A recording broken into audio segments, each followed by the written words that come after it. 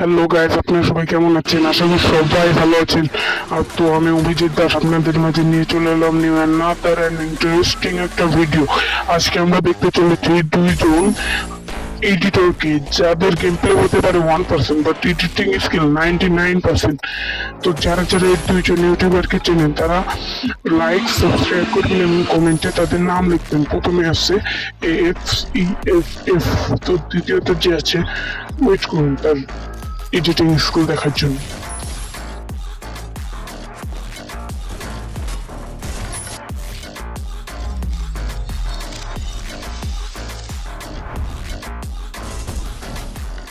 তো দ্বিতীয়তে আছে DVL, যারা DVL কে চেনেন তারা লাইক কমেন্ট এবং সাবস্ক্রাইব করে কমেন্টে DVL এর নামটা লিখে যান।